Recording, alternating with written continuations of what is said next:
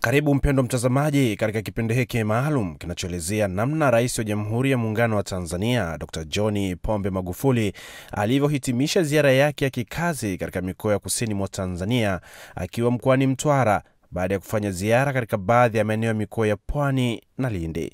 Na hii ni sehemu ya kwanza ya kipindi hiki.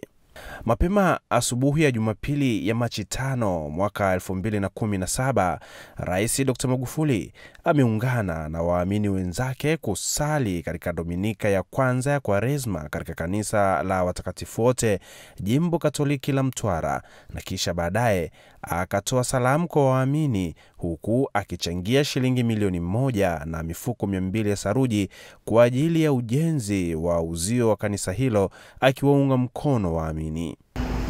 Niwaombe ndugu zangu wa Kristo wote pamoja na madhehebu mengine tushikamane katika kumtanguliza Mungu katika maisha yetu, kwa sababu bila yeye hakuna tunaweza. Na sisi wa Kristo, kipindi hiki ni kipindi cha Kwaresma. Tumtangulize Mungu katika shughuli zetu zote na katika kazi zetu zote, lakini pia katika kusafisha, kwa sababu hakuna aliyekamilika. Na mimi niwaombe mwendelee kuombea mimi pamoja na serikali yangu, lakini tuombeane pia wote kwa ajili ya mapenzi mema ya Mwenyezi Mungu na kadiri Bwana wetu Yesu Kristo alivyoishi. Ndugu zangu wa Kristo, kanisa hili leo ni mara yangu ya kusali. Mara ya kwanza kusali katika kanisa hili nilikuwa naibu waziri wa ujenzi. Miaka mingi imepita, karibu miaka 15 20. Ninaona sasa hivi tunatoa mbalimbali za karabati kama kitendo pesa. Naomba mimi nishiriki mimi katika ukarabati huo, nichangia angalau kidogo. Mimi nitatoka mifuko 100 nijirejea.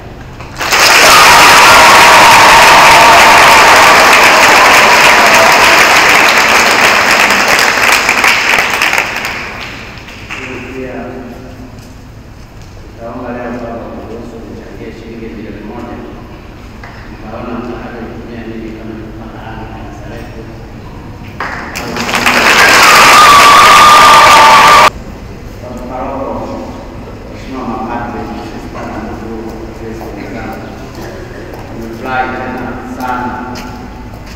Kusali katika kanisa hili, tuendelee kudumisha umoja wetu na upendo wetu.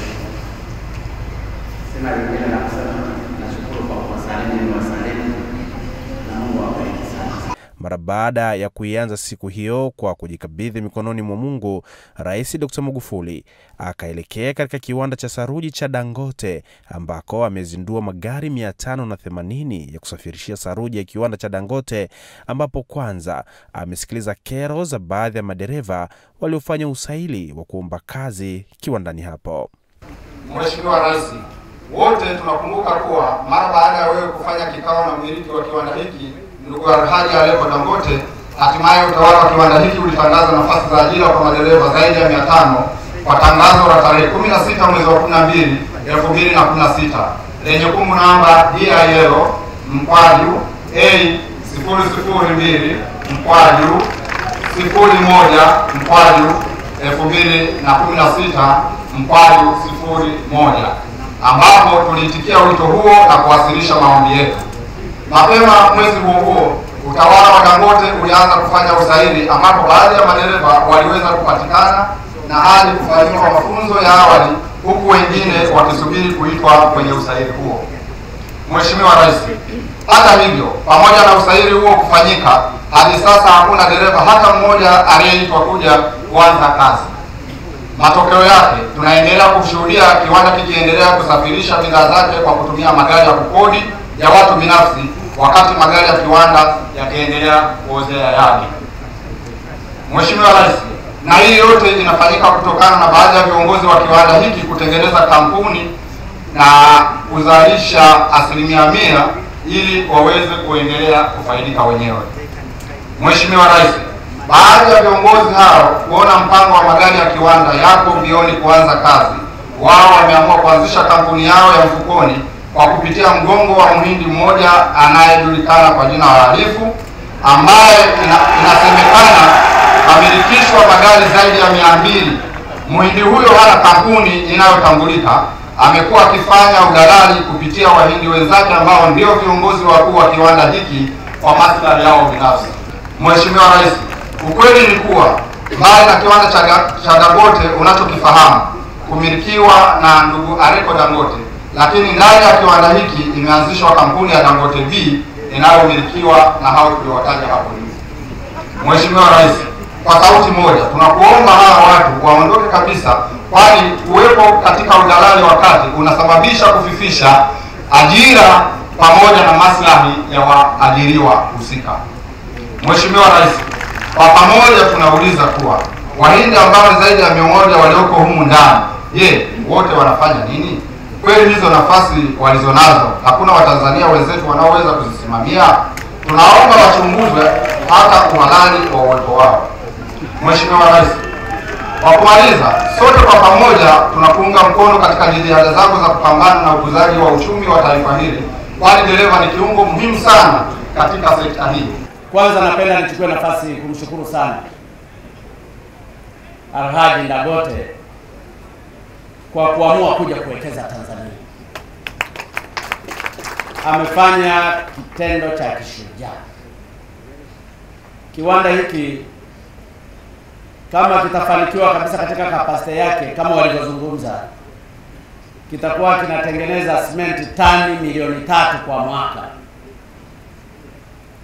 Lakini ajira, ukikusanya zile ajira ambazo ni direct na indirect, wamezungumza wanafika watu 20,000. Lakini waziri wa fedha amekiri mwenyewe hapa kwamba tangu kiwanda hiki kianze, pamoja na kwamba kapasiti yake sio nzuri sasa hivi kwa sababu ya changamoto nyingi, wameshakusanya kodi bilioni 46. Hizo bilioni 46 zimeenda kwenye matumizi mengine ya serikali. Ninahitaji wawekezaji wa namna hii. Kwa hiyo napenda nimshukuru sana huyu mwekezaji muhimu wa nchi hii. Lakini niwashukuru sana viongozi wa awamu ya 4 wakiongozwa na Mheshimiwa Jakaya Mrisho Kikwete waliobuni mikakati hii mpaka kuhakikisha kiwanda hiki kinafika hapa. Mheshimiwa Kikwete, mahali popote ulipo, asante sana na Mungu akujalie.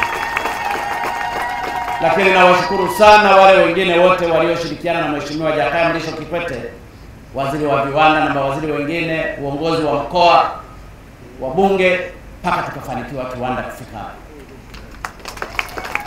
Sasa mimi Magufuli nimekikuta kiwanda kiko hapa, lakini kina changamoto. Sasa jukumu langu ni kumaliza hizi changamoto, na nataka nizimalize leo.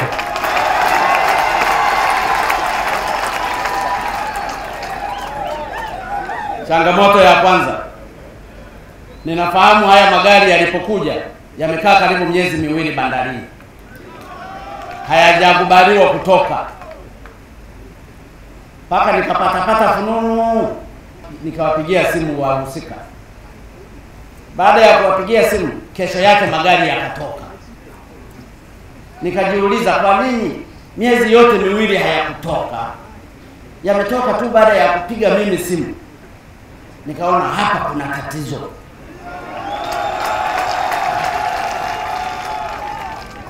Lakini tatizo lingine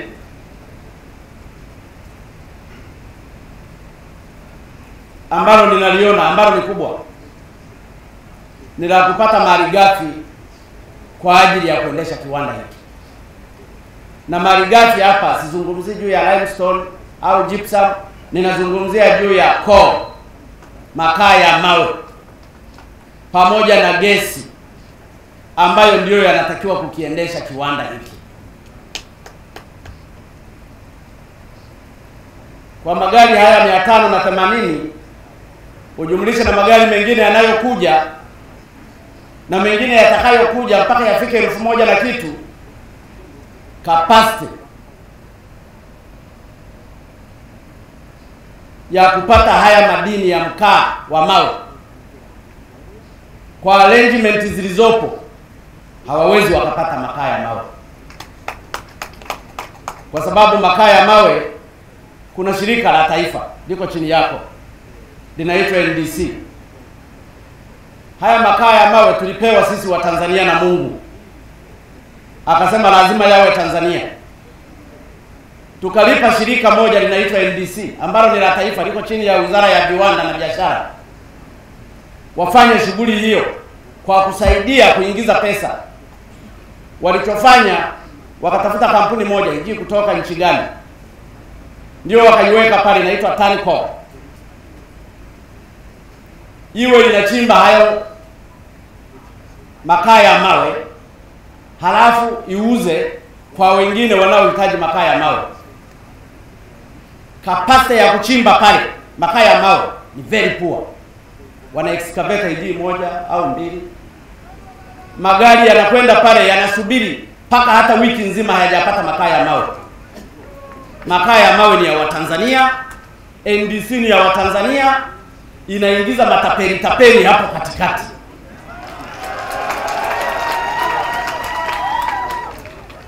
Huyu sasa hivi ukimuuliza ana makaa ya mawe atakwambia hana.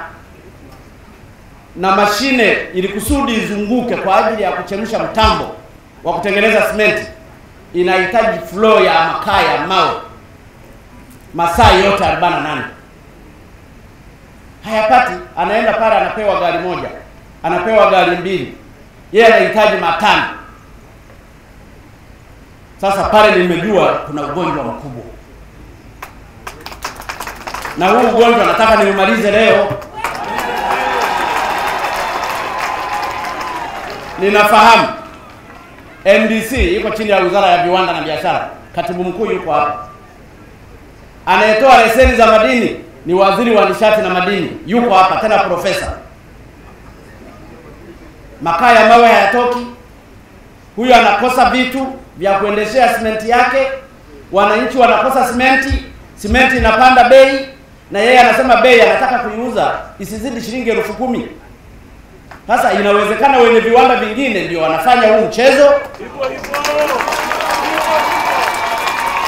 au kuna watu wanachukia watu wa Mtwara wasiendelee,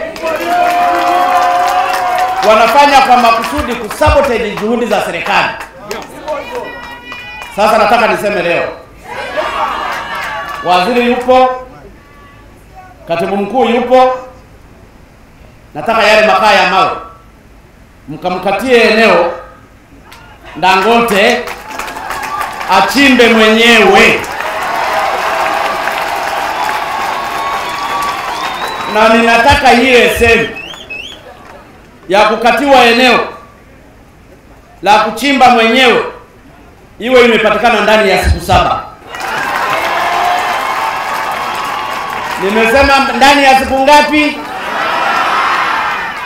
Katibu mkuu umenielewa, waziri umenielewa. Uende sasa hivi kwa process, kakate tu. Hii ni eneo letu. Alafu hawa Tanco hawajazalisha chochote. Ni kampuni ya ovyo kweli. Tunachezewa na watu wa ovyo. Na ikiwezekana mkaanze kuichambua na vyombo vya dola, mkaanze kucheki vizuri hii Tanco. Tumetapeliwa vya kutosha. TANCO na NDC. Waambie NDC hawanifurahishi sana. Hawawezi wakawa wanaingia mikataba na matapeli. Sasa Dangote akakatiwa eneo achimbe mwenyewe. Wizara ya Nishati na Madini mtacorrect revenue kutoka kwa Dangote mwenyewe, sio mnampa mtu mwingine, yule mtu mwingine, kwa sababu mmewapa NDC na wakawapa watu wengine. Hao watu wengine ndio wanauza kwa Dangote. Dangote ndiye akatengeneza cement. Tutafika saa ngapi? Tunataka shortcut. Ni hapo hapo tunaenda hivi moja kwa moja. Kwa hiyo Mheshimiwa Waziri, nafikiri umenielewa. Ndani ya siku 7 leseni akatiwe kaeneo, akachimbe, ikiisha tunamkatia tena kaeneo kingine, akichimba tunamkatia tena kaeneo kingine, iisha unamkatia tena kaeneo kingine, ili kusudi uwe na watu wako wa nishati na madini wana collect revenue direct kutoka kwa Dangote badala ya kupita kwa watu wengine. Na muambie TANCO hayo madini sio ya TANCO.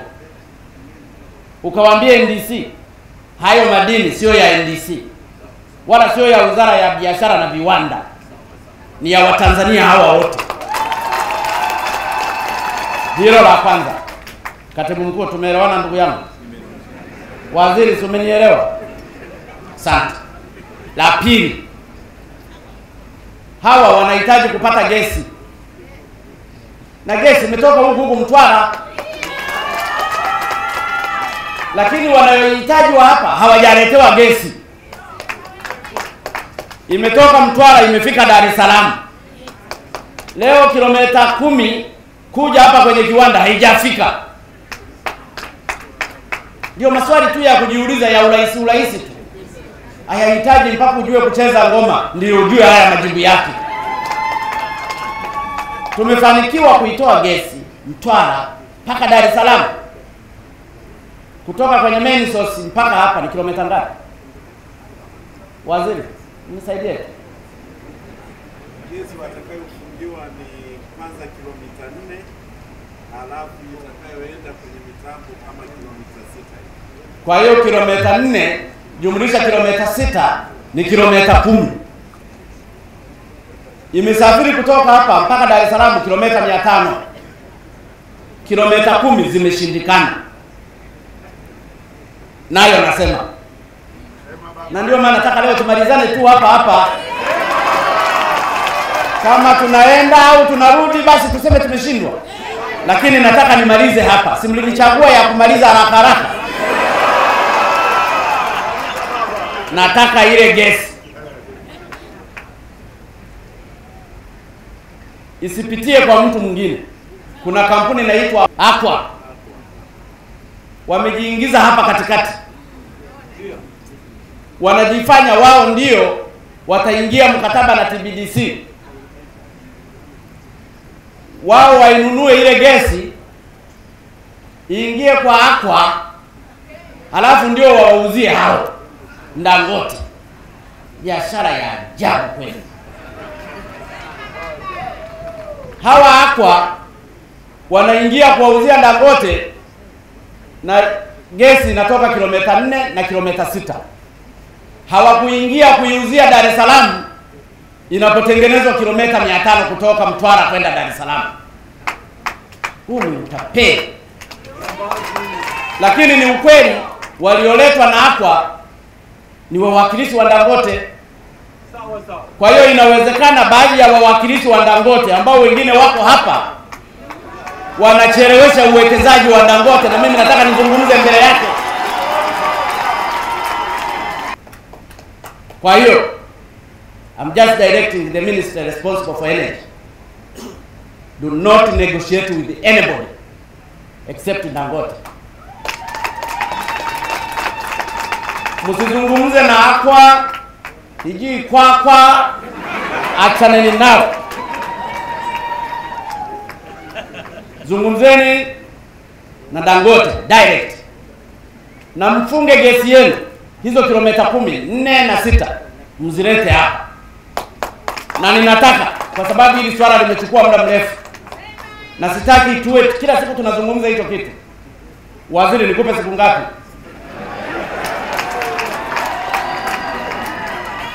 Mheshimiwa Rais, unayosema ni kweli. Hapo alitaka kuwa cha ajabu, alitaka azalishe umeme au auzie umeme.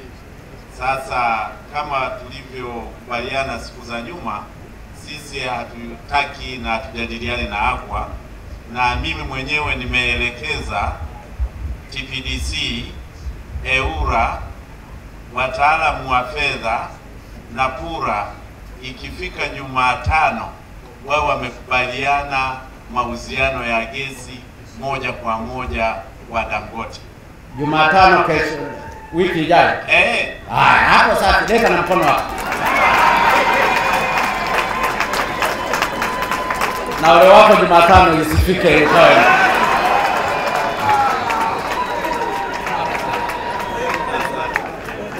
Jumatano next week wawe wamemaliza negotiation ya kuuziana gesi na gesi letu hapa. Ili kusudi kiwanda hiki cha cement kiwe kinaamua kinataka leo kutumia gesi au kinataka kutumia makaa ya mawe. Hapa tutakuwa tumemaliza masuala haya.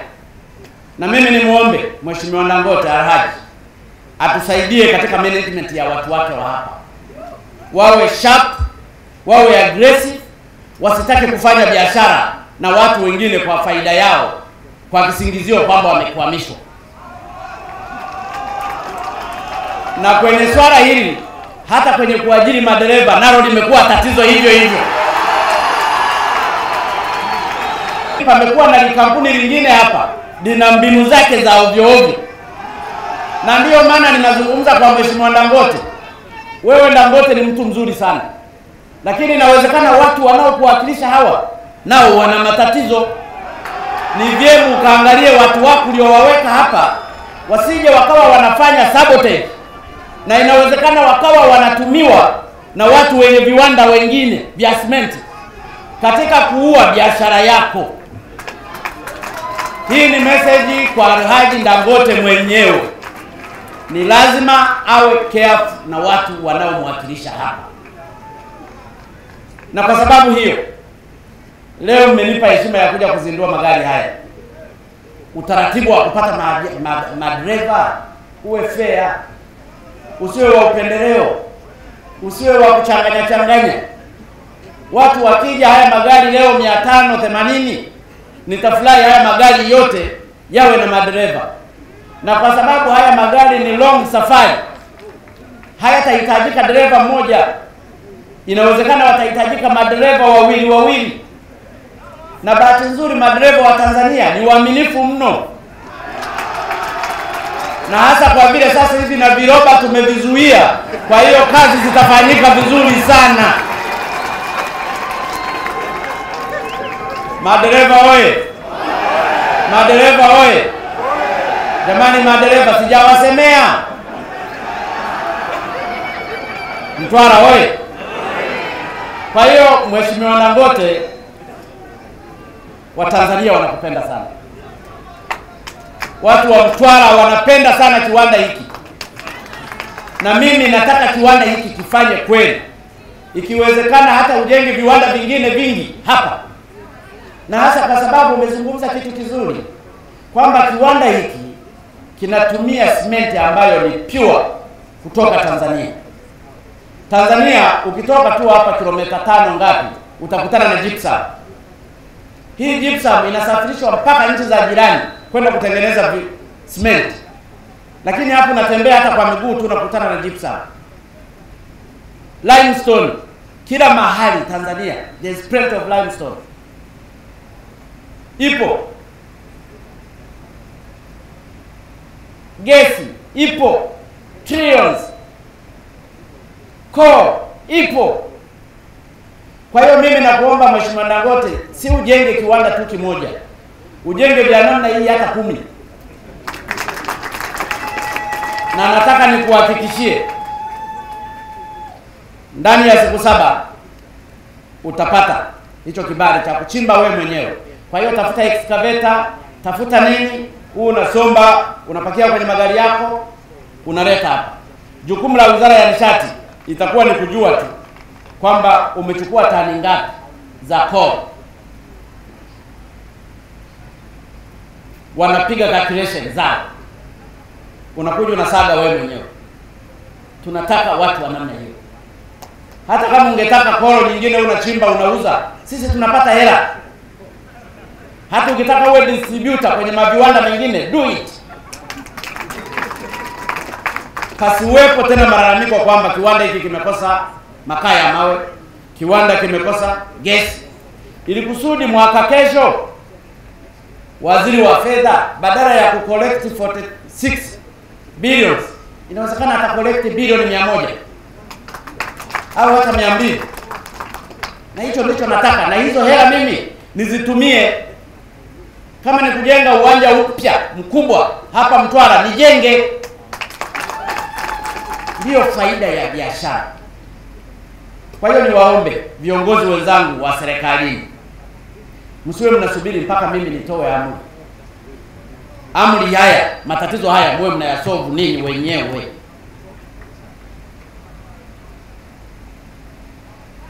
Mwe mnasolve ninyi wenyewe.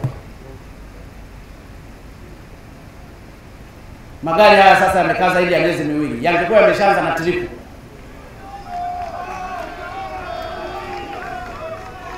Hata kama ingekuwa ni kulipia ushuru. Kwani Dangote anahamisha hili kiwanda, si tungelishika hili kiwanda hili? Mambo mengine ni uamuzi. Na uamuzi lazima tuufanye kwa haraka.